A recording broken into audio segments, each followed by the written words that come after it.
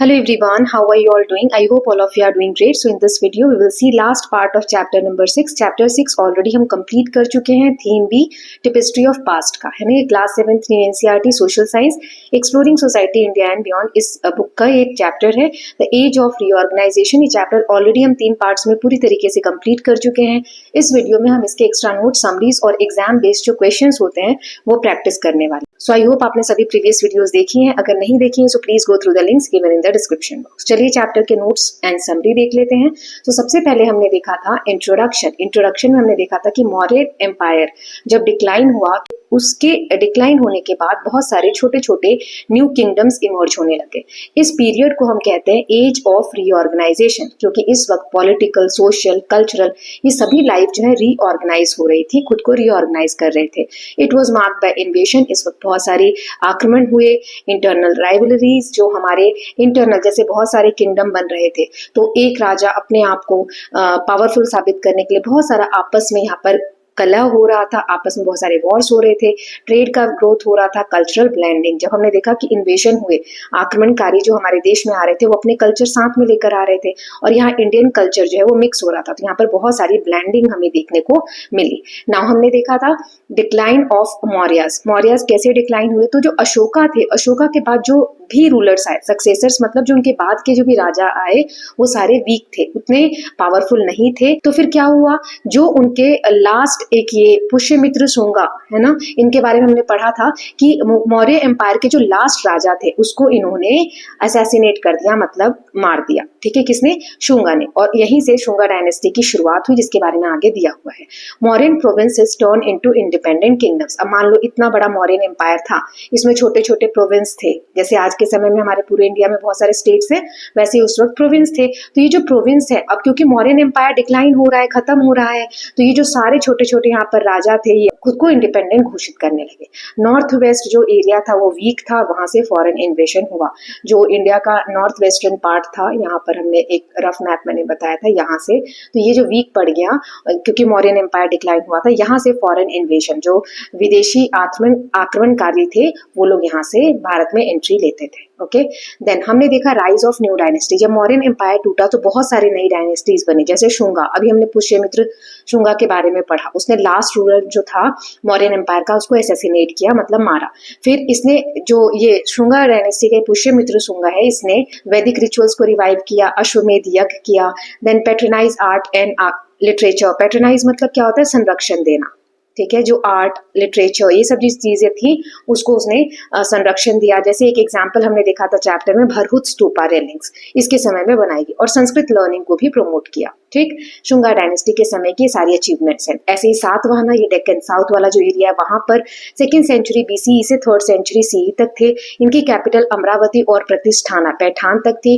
इसमें strong agriculture develop हुआ. कृष्णा गोदावरी जो नदी है उसके बेसिन में. Then activate maritime trade with Romans. Rome था, वहां से मैरीटाइम मतलब समुद्री, समुद्र के थ्रू व्यापार किया जाता था. ठीक है, कॉइन्स शोड शिप्स, जो वहां के सिक्के मिले हैं उसके ऊपर नाव या जहाज, इस तरीके से हमने देखा था, है ना. आप इमेज में, जो बुक में इमेज दी गई वो देख सकते हैं. रिलीजियस टॉलरेंस, यहाँ पर सभी धर्मों को बराबरी से देखा जाता था. वैदिक को, बुद्धिस्ट, जैन ट्रेडिशन सभी को माना जाता था. इंपॉर्टेंट जो राजा थे इसमें गौतमी पुत्र सतकर्णी, जो हमने देखा था कि अपनी माँ के नाम पर ये लोग अपना नाम रखते थे. नाउ नेक्स्ट हम देखते हैं छेदीस, जो कलिंगा है उड़ीसा का पार्ट, वहां पर इनका रूल था. इसके इंपॉर्टेंट राजा ये दिए हुए खारवेला, इन्हें हम भिक्षु राजा या मॉन्क किंग भी कहते हैं. ये जैन फॉलोअर थे, जैन धर्म को मानते थे, लेकिन ऐसा नहीं है, बाकी सभी धर्मों की भी वो उतनी ही रिस्पेक्ट करते थे. उनके समय में उदयगिरी, खंडागिरी केव्स बनाए गए. हाथी गुफा इंस्क्रिप्शन जो है, इंस्क्रिप्शन मतलब किसी हार्ड सरफेस पे कुछ खुदवा कर लिखवाना. सो हाथी गुफा जो जगह है वहां पे एक इंस्क्रिप्शन है जिसमें उनकी मिलिट्री विक्ट्रीज, जो युद्ध उन्होंने लड़े और जो जीते उसके बारे में लिखा है, और लोगों की भलाई के लिए जो कार्य किया उसके बारे में लिखा है. सदर्न किंगडम्स की अगर हम बात करें, चोलास, चेरास, पांड्यास, तो चोला के समय हमने देखा था इंपॉर्टेंट डेवलपमेंट, जैसे कराईकाल जो रूलर थे उन्होंने बिल्ड किया था कलनई, ग्रैंड एनिकट जो वाटर सिस्टम है तमिलनाडु एरिया में. फिर चेरा में देखा था कि इन्होंने रोम के साथ ट्रेड किया, स्पाइसेस, आइवरी और पर्ल्स का. पांड्या जो है वो मदुरई में इनकी कैपिटल थी. ये किस चीज के लिए फेमस थे? पर्ल्स यानी मोती के लिए. और नवल मतलब जो नाव वगैरह या समुद्र से रिलेटेड जो पावर होती है उसकी बात हो रही है। तो समुद्र से जो भी युद्ध हो या किसी भी तरीके का ट्रेड हो तो बहुत पावरफुल थे। संगम लिटरेचर, हमने संगम एज देखा था जहां पर तमिल पोएट्स आके उन्होंने एक ग्रुप बनाया, संगम बनाया, असेंबली बनाई और बहुत सारी कविताएं लिखी जो बेस्ड थी लव पे, ब्रेवरी पे, जेनरोसिटी पे और जस्टिस पे। ओके, नाउ नेक्स्ट देख लेते हैं। सो फॉरेन डायनेस्टीज, अब जो विदेशी आक्रमणकारी आने लग गए उनके बारे में तो पहला दिया है इंडो ग्रीक। ठीक है, सबसे पहले इंडो ग्रीक आए जो नॉर्थ वेस्टर्न इंडिया का पार्ट था। एलेक्जेंडर के जाने के बाद वो लोग वहां सेटल हुए। ग्रीक जो इन्फ्लुएंस है उनके कॉइन आर्ट और गवर्नेंस का जो तरीका था वो भारत के साथ उन्होंने मिक्स किया। हेलिडोरस पिलर जो है उसमें डिवोशन देखने को मिलता है Indian gods like Vasudeva. Then Shakas के बारे में हमने पढ़ा था, इंडो स्काइथियंस थे, इन्होंने 2nd सेंचुरी बीसी से 5th सेंचुरी सी तक नॉर्थ वेस्टर्न पार्ट में इंडिया के रूल किया। इनके समय में ही शक संबंध जो कैलेंडर है वो लॉन्च हुआ या इंट्रोड्यूस हुआ। ये हमारा इंडिया का अभी भी नेशनल कैलेंडर है। ठीक है, ये सब हम चैप्टर में डिटेल में पढ़ चुके हैं। तो अगर आप लोग सोचेंगे कि सिर्फ ये वीडियो देख के और सब हमारा हो जाएगा तो वो नहीं होने वाला है। ये उन्हीं बच्चों के लिए है जिसने चैप्टर वाली वीडियोस अच्छे से देखी हैं, तो ये रिवीजन के लिए बहुत सही है। ठीक है, नाउ नेक्स्ट देख लेते हैं। तो यहाँ पर हमने कुशानास के बारे में पढ़े थे, सेंट्रल एशिया से ओरिजिनली आए थे। इसके जो इंपॉर्टेंट राजा थे वो थे कनिष्क 2nd सेंचुरी सी में। इन्होंने बुद्धिज्म, आर्ट और ट्रेड इसको पैटर्न दिया, मतलब संरक्षण दिया, और सिल्क रूट पे इनका कंट्रोल था जो कि सेंट्रल एशिया रोम से कनेक्ट होता था। फिर गंधार आर्ट और मथुरा आर्ट इनके समय में डेवलप हुआ। गंधार आर्ट में ग्रीक इन्फ्लुएंस हमें देखने को मिलता है, रियलिस्टिक स्टैचूज देखने को मिलते हैं। और मथुरा आर्ट ये इंडियन स्टाइल है जो रेड सैंडस्टोन, लाल बलुआ पत्थर जो होता है उससे बनाए जाते हैं। ओके, नाउ नेक्स्ट है कल्चरल डेवलपमेंट। कल्चर में क्या क्या डेवलपमेंट्स हुए। सो संस्कृत के जो टेक्स्ट है जैसे महाभारत, रामायण, ये एक्सपैंड हुए, बढ़े। संगम एज, संगम लिटरेचर हमने पढ़ा, वो उसमें पोइट्रीज जो थी फ्लरिश हुई तमिलनाडु रीजन में। आर्किटेक्चर जैसे केव्स वगैरह, गुफा वगैरह बनाई गई, उदयगिरी, कार्ला, नानेघाट, स्तूपास बनाए गए, जैसे भारत का एक एग्जाम्पल हमने देखा। वाटर सिस्टम लाइक कलनई ये डेवलप हुए। कहाँ पे था कलनई अभी हमने पढ़ा, so please let me know in the comment section. Okay, religious harmony, सभी धर्मों में एक शांति थी, सभी लोग आपस में एक दूसरे के धर्मों को रिस्पेक्ट करते थे क्योंकि राजा भी यहाँ पर सपोर्ट करते थे मल्टीपल फेथ्स को। Then art showed fusion of Indian and foreign style. Art architecture की बात करें तो इसमें इंडिया के साथ साथ इसके आर्ट में जो बाहरी आक्रमणकारी आ रहे थे उनके भी हमें अंश देखने को, एक फ्यूजन मिक्सचर देखने को मिलता है। Okay, then at last we learn about trade and economy, व्यापार कैसे बढ़ा। सो इनलैंड यानी जो इंडिया का पार्ट है उसके अंदर एक प्रोविंस से दूसरे प्रोविंस या एक किंगडम से दूसरे किंगडम, फिर ओवरसी समुद्री व्यापार भी होने लगा, बहुत तेजी से बढ़ने लगा। भारत के जो सामान थे जैसे स्पाइसेस, मसाले, कपड़े, आइवरी, पर्ल्स, ये रोम में बहुत ज्यादा डिमांड में थे। Coin issued by rulers provide evidence of trade and culture. जैसे कि हमने देखा था कि कॉइन्स मिले हैं जिसपे शिप का एक हमें देखने को मिला है इमेज। ये बताता है कि समुद्री व्यापार भी उस वक्त हुआ करते थे। Tax on trade ad revenue, revenue मतलब होता है इनकम। टैक्सेस जो लगाए जाते थे ट्रेड पे, व्यापार पे, उससे सरकार को या राजा को उस वक्त रेवेन्यू हुआ करता था। सो कंक्लूजन क्या है, हमने क्या देखा इस पूरे चैप्टर में, post modern age was a time of reorganisation of kingdom, cultures and economy. Foreign जो इन्वेडर्स आए उनका जो कल्चर है वो ब्लेंड हुआ इंडियन सोसाइटी के साथ। This period laid the foundation for later Indian kingdoms with rich art, literature and trade networks. ये एक बेस बना आगे जो भारत का इतिहास रहने वाला था या किंगडम्स डेवलप होने वाले थे आर्ट आर्किटेक्चर के फील्ड में, लिटरेचर के फील्ड में और ज्यादा ग्रोथ होने के लिए। ओके, सो ये हमने नोट्स देख लिए। अब हम चलिए अब ऑब्जेक्टिव क्वेश्चंस देख लेते हैं एक एक करके। सो जो लास्ट मौर्य रूलर था, राजा था, उसको किसने असैसिनेट किया, मारा? अशोक, पुष्यमित्र शुंग या करिकाल या कनिष्क? तो इसका आंसर क्या है, B, Pushyamitra Shunga. Then Shunga dynasty revived which ritual, किस रिचुअल को, किस रीति रिवाज को इस डायनेस्टी ने रिवाइव किया, दोबारा से किया? दशहरा, होली, अश्वमेध यज्ञ या नवरात्रि? अश्वमेध यज्ञ। देन इसका आंसर है सी। फिर है कौन सी डायनेस्टी ने डेक्कन एरिया में रूल किया, शक, कुशान, सातवाहना या चेरा? तो इसका very simple answer C, Satavahana. अब ये बताओ कुशान ने कहां पर किया था, मुझे कमेंट सेक्शन में बताना। फिर सातवाहना की कैपिटल कहां थी, अमरावती, पैठान, मदुरई, वंजी या पाटलिपुत्र? तो इसका आंसर है अमरावती, पैठान। खारवेला कहां के राजा थे, शकाज, छेदीस, देन चोलास और कुशानास? सो खारवेला जो थे छेदीस के राजा थे। Then which cave inscription tells about the Kharvela achievement? So Karla, Hathi Gufa, then Udayagiri या भरहुत? हाथी गुफा इंस्क्रिप्शंस के बारे में हमने अभी जस्ट थोड़ी पीछे स्लाइड्स में पढ़ा। Then next is which South Indian dynasty build a grand anicut, Cholas, Pandyas, Cheras या छेदीस। सो इसको आपको याद रखना है, चोलास ने बनाया था। Then Sangam literature was written in which language, Sanskrit, Prakrit, Tamil या पाली। संगम लिटरेचर किसमें लिखा गया? तमिल में, ठीक है। Then which kingdom was famous for pearl trade, यहाँ पे सिंपल सा आंसर है चोलास, पांड्यास, चेरास एंड शकास। पांड्यास जो थे वो लिंक थे पर्ल ट्रेड से, पी पी करके आप याद रख सकते हैं, ठीक है। तो इसका आंसर हो गया B. Then which Indo Greek ambassador build the Heliodorus pillar, किसने बनवाया था ये पिलर?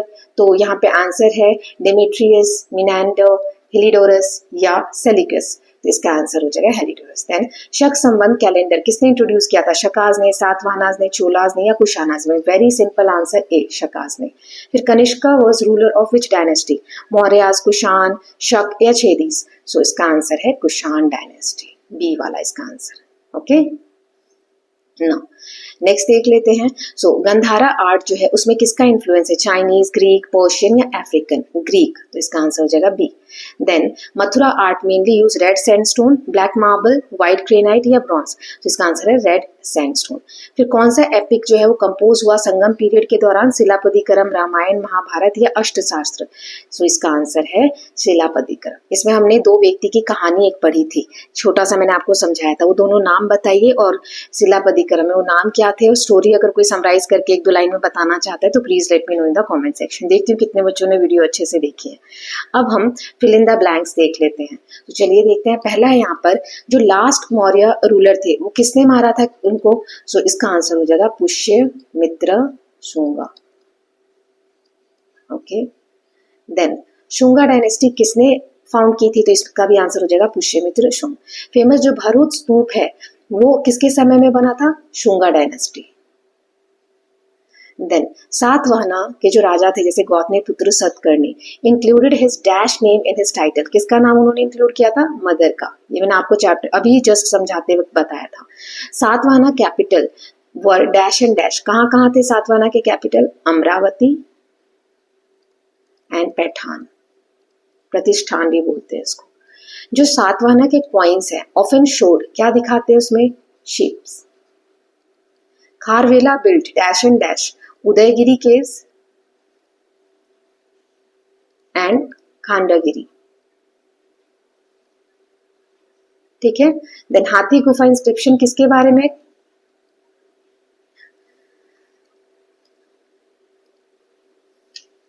देन हाथी गुफा जो इंस्क्रिप्शन है किस स्क्रिप्ट में लिखा गया? Brahmi.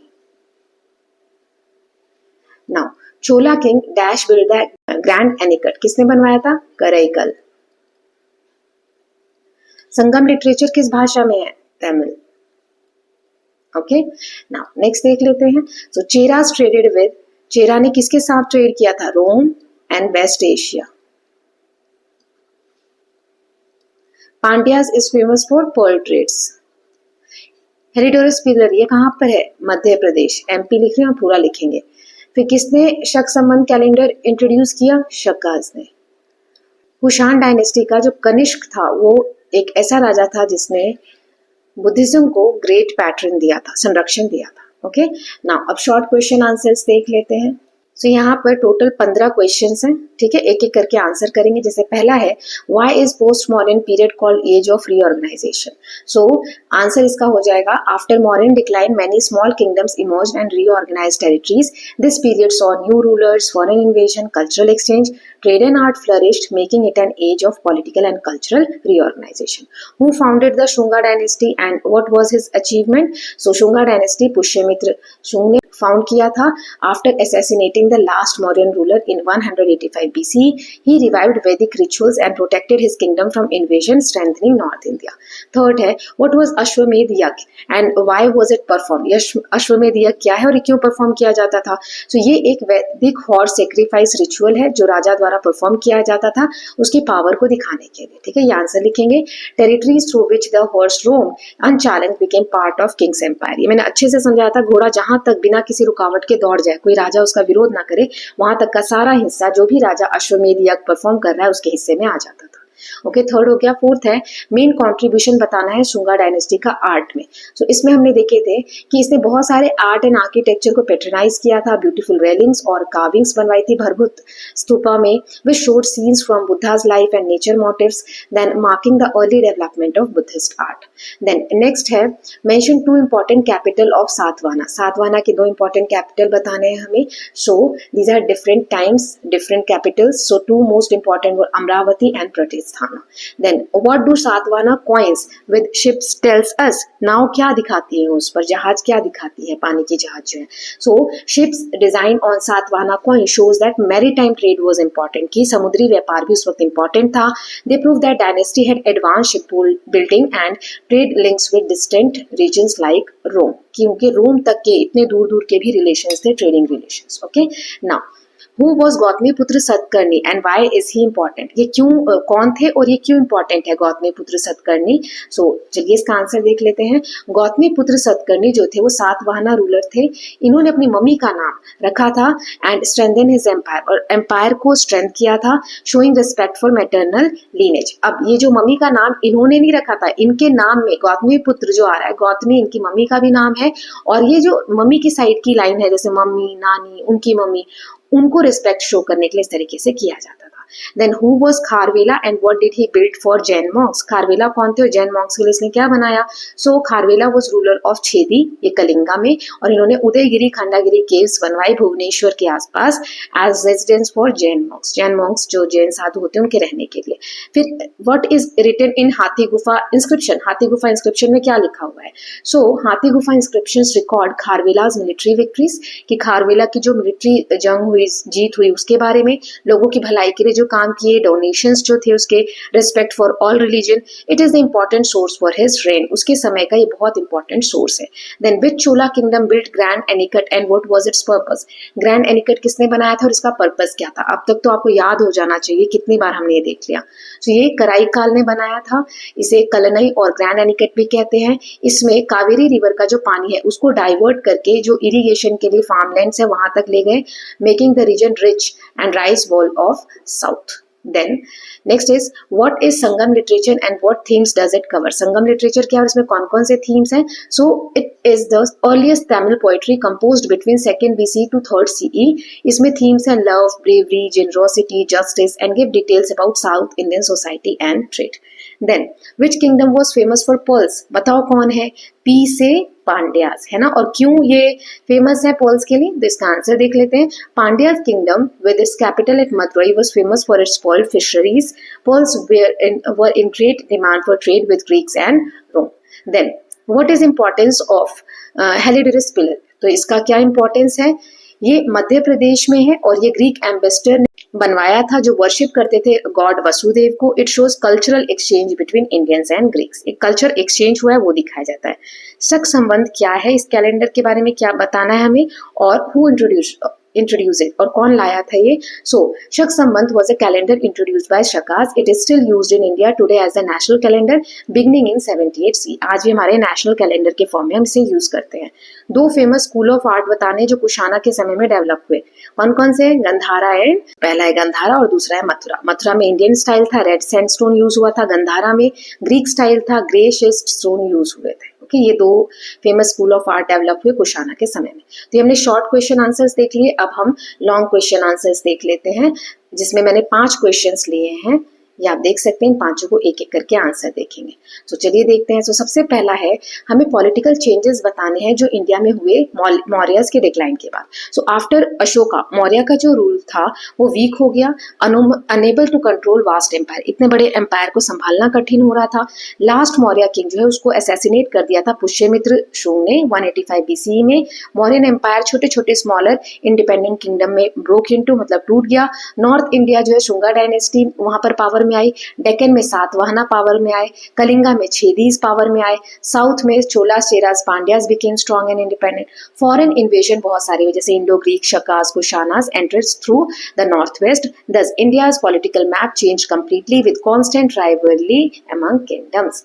Then second question is describe main feature of Shunga dynasty. Shunga dynasty की फाउंडेशन किसने रखी? पुष्यमित्र शुंग ने। इसने लास्ट मौर्य किंग को हराया। दे ruled over north and central India. इन्होंने अश्वमेध यज्ञ परफॉर्म किया ताकि अपनी अथॉरिटी और पावरफुल जो उनकी पावर है वो दिखा सके। They revived Vedic rituals and promoted Brahmanical tradition, ब्राह्मण के जो ट्रेडिशन वगैरह हुआ करते थे वो सबको फिर से रिवाइव किया। संस्कृत जो है इंपॉर्टेंट लैंग्वेज बन गई लिटरेचर की और लर्निंग की।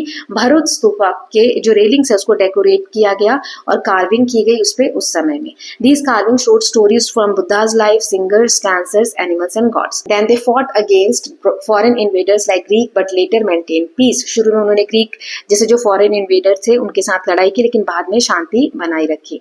The empire lasted for about a century before it decline. लगभग 100 सालों तक चला, उसके बाद ये भी डिक्लाइन होने लगा, खत्म होने लगा। Then discuss the role of Satavahana in trade and agriculture. देखो ये आंसर बहुत बड़े हैं, ऐसा नहीं है कि आपको ये पूरा लिखना है। अगर इससे रिलेटेड कोई भी क्वेश्चन आता है तो इनमें से आप पॉइंट्स लिख सकते हैं according to the marks. 4 marks का है तो 4 पॉइंट लिख दो, 5 मार्क्स का है 5 पॉइंट लिख दो, है ना। मैंने इसीलिए बहुत सारे पॉइंट्स दिए जो आपको इजी लगे वो आप याद कर सकते हैं। सो सातवाहना का ट्रेड और एग्रीकल्चर में क्या रोल है? Satavahana rule large part of Deccan from 2nd century BC to 3rd century CE। इनका जो कैपिटल था अमरावती और प्रतिष्ठान था। एग्रीकल्चर जो है कृष्णा गोदावरी बेसिन में फ्लरिश हुआ। एडवांस यहाँ पे इरिगेशन मेथड थे जिसकी वजह से फार्मिंग स्टेबल थी। सातवाहना के जो पॉइंट थे उसमें शिप्स देखने को मिलते हैं जो कि मैरीटाइम ट्रेड के बारे में बताते हैं। ये किस किस में ट्रेड करते थे? Pearls, ivory, textile, spices with Roman empire. Import included glass, wine and perfume.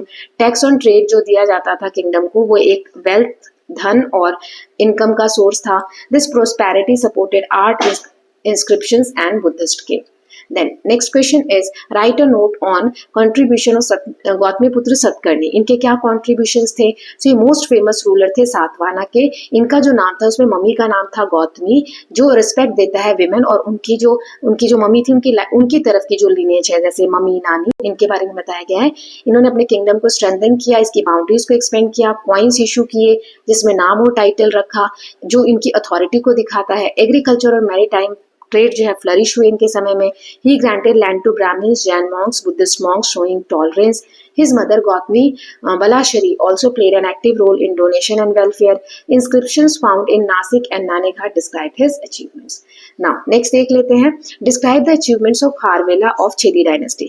Kharavela जो थे मोस्ट फेमस रूलर थे छेदी डायनेस्टी के जो कलिंगा का पार्ट था। He followed Jainism and was sometime called भिक्षु राजा या मॉन्क किंग। इन्होंने उदयगिरी और खंडागिरी केव जो है भुवनेश्वर में जैन मॉन्क्स के लिए बनवाई। ये केव जो है शो करते हैं एडवांस रॉक के cut architecture and beautiful carving. हाथी गुफा जो इंस्क्रिप्शन है उसमें रिकॉर्ड किए गए military victories and public welfare work. Inscription जो मेंशन करते हैं कि उसने टेम्पल्स रिपेयर कराए और सभी धर्मों के लिए रिस्पेक्ट था उसके मन में। उसने क्रिएट की council of sages and ascetic for many reasons. Kharavela is remembered as a ruler who combined military strength with religious tolerance. Okay, तो ये क्वेश्चंस हमने देख लिए। आई होप इन क्वेश्चंस के थ्रू आपका चैप्टर और अच्छे से रिवाइज हो गया होगा, कुछ तो आपको समझ में आया होगा जो एग्जाम में आपकी हेल्प करेगा। एग्जाम ध्यान से देना है, घबराना नहीं है, क्वेश्चन टफ देखकर जहां से आता है वहां से पेपर स्टार्ट करना है। राइटिंग अच्छी लिखनी है। एग्जाम खत्म करके 10 मिनट का टाइम लास्ट में बचाना है ताकि पेपर को रिवाइज कर सके। टाइम मैनेजमेंट पे ध्यान देना। Okay, so with this we are done with this chapter 6 पूरी तरीके से कंप्लीट हो गया है। यहाँ आप कंटेंट शीट देख सकते हैं। सो थीम ए हमारा पूरा कंप्लीट है। 1, 2, 3 इसके एक्स्ट्रा नोट्स, एक्स्ट्रा क्वेश्चन सभी चीजें कंप्लीट है। Theme B tapestry of past में चैप्टर 4, 5, नाउ 6 भी हमारा कंप्लीट हो गया है पूरा। चैप्टर सी 8 के एक्स्ट्रा नोट्स, एक्स्ट्रा क्वेश्चन सब चीजें कंप्लीट है। डी का चैप्टर 9 और चैप्टर 10 कंप्लीट हो गया है। ई का चैप्टर 11 कंप्लीट है। चैप्टर 12 का एक पार्ट अभी आया है। So we are about to finish our entire syllabus. एक ये वाला चैप्टर और ये वाला चैप्टर थोड़ा थोड़ा बचा है, बाकी हमने सारी चीजें कर ली है। So I hope all of you are loving these videos. If you are doing so please like and share it and don't forget to subscribe Kalyan TV channel for more such videos. Thank you so much.